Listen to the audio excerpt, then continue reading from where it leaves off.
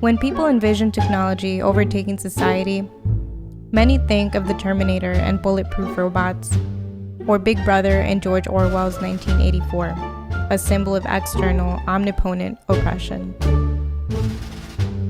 But in all likelihood, dystopian technology will not strong-arm us. Instead, we'll unwittingly submit ourselves to a devil's bargain, freely trade our subconscious preferences for memes, our social cohesion for instant connection. You know what Dad's making for lunch? No, I can ask him though. Oh, okay. Alright, hold on.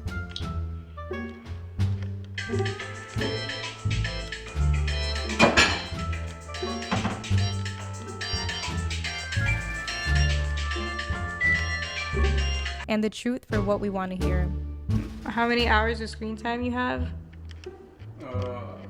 Like 2. Alright, you want to check?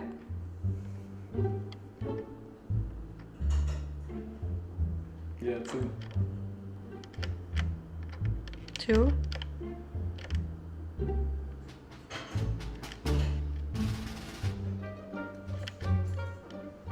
That says 14 hours and 39 minutes.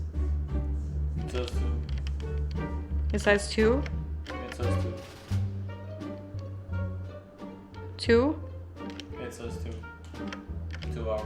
Indeed, as former insiders at Google, Twitter, Facebook, Instagram, and YouTube attest in our new documentary, The Social Dilemma, this is already happening. We already live in a version of Aldous Huxley's Brave New World. There are a number of technological devices which anybody who wishes to use can use to accelerate this process of going away from freedom, of imposing control. As Neil Postman puts it in his 1985 book, Amusing Ourselves to Death, Public Discourse in the Age of Show Business, in Huxley's vision, no big brother is required to deprive people of their autonomy, maturity, and history. As he saw it, people will come to love their oppression, to adore the technologies that undo their capacities to think. Bro, where's Hannah?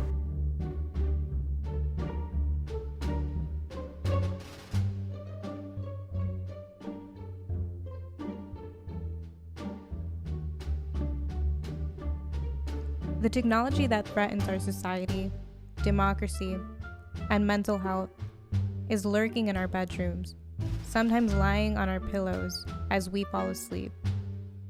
We awake to its call, bring its chiming notifications to dinner. He's talking about singularity and how there's like no line, I guess, between or there won't be like a line between and blindly trust where it guides us. Where are you going? It's taking me on a faster route. We just skipped the school. Yeah, but the GPS says that there's a faster route. We scroll insatiably, unsuspecting that the technology that connects us, especially now in a distanced world, is also controlling us. Carlos, What? ven y lava estos trastes. What? Ven y lava estos trastes. I can't. ¿Por qué? I can't. ¿Por qué? ¿Qué estás haciendo? Our social media platforms are powered by a surveillance-based business model. Cool. Designed to mine, manipulate, and extract our human experiences at any cost, causing a breakdown of our information ecosystem and shared sense of truth worldwide. This extractive business model is not built for us, but built to exploit us. A third of American adults, and nearly half of those aged 18 to 29, say they are online almost constantly. But unlike the citizens of Brave New World, we're miserable. As our time online has gone up, so have anxiety, depression, and suicide rates, particularly among youth. Since the year 2000, the suicide rate for teens is up 28%, with a startling average of 5 deaths a day. In a provocative new article for The Atlantic, Twangy makes a correlation between the popularity of smartphones and increased rates of suicide and depression among young people. Social media is also derailing productive public discourse. Canceled. Get out of here. A largely ignored internal memo to senior executives at Facebook in 2018 explained, "Our algorithms exploit the human brain's attraction to divisiveness. Left unchecked, the algorithms will feed users more and more divisive content." Dude, revive me. What you doing over there, dude? Revive me. I'm in an effort to gain user attention and increase time on the platform. In 2014, Pew Research Center found that partisan antipathy and division in America is deeper and more extensive than at any point in the last 2 decades. Over the past 6 years, social media has only exacerbated these sentiments. In 2019, 77% of Republicans and 72% of Democrats said voters in both parties not only disagree over plans and policies, but also cannot agree on the basic facts. In The Social Dilemma, Tristan Harris, a former Google design ethicist and the co-founder of the Center for Humane Technology, points out that far before technology overpowers human strengths, it will overwhelm human weaknesses.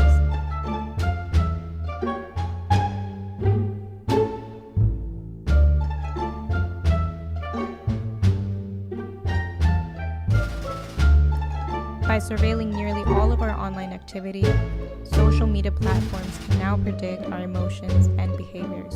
I've been having like a bad day until I saw this video.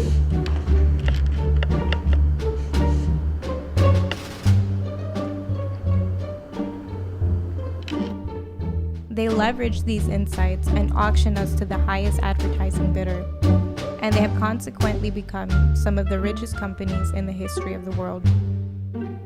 But users aren't just being sold a pair of shoes. Why are people saying that Donald Trump won the election through mail-in ballot? I don't think that's real. The targeting capabilities of these platforms give anyone with a motive the power and position to influence us cheaply and with phenomenal ease. Are you on Facebook? Yes.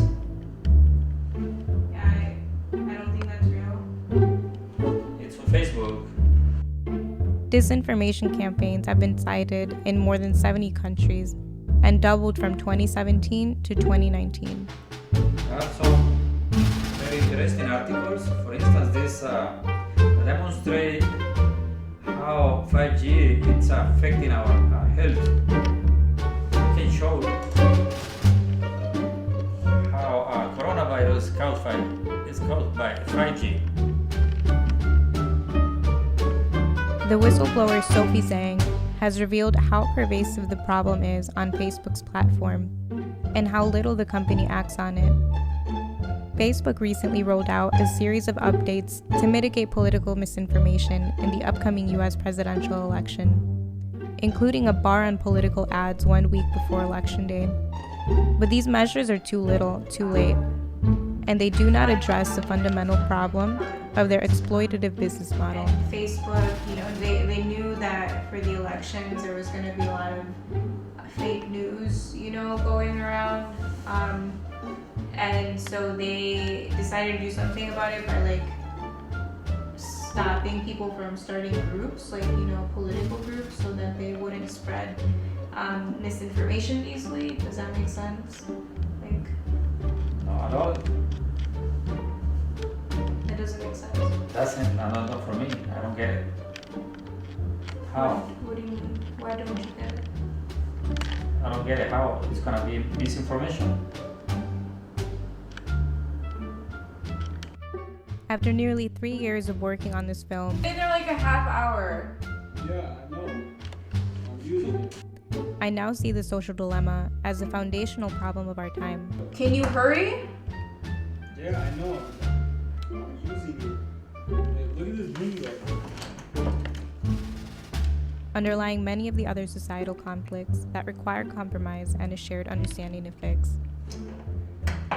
If two sides are constantly fed reflections of their pre-existing ideologies and outrageous strawmen of opposing views, we will never be able to build bridges and heal the challenges that plague humanity.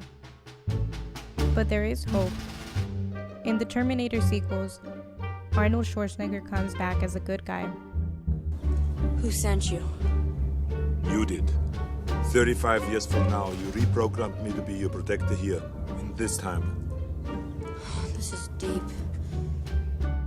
In the absence of time travel, the solution needs to incorporate the work and voices of devoted activists, organizations, scholars, and those who have experienced the harms of exploitative technology, which amplifies systemic oppression and inequality. We can't rely on the people who created the problem to be the ones to solve it. I'll offer you guys money if you drop your screen time. For real? And I won't trust these social media companies until they change their business model to serve us, the public. Humans created this technology, and we can and have a responsibility to change it.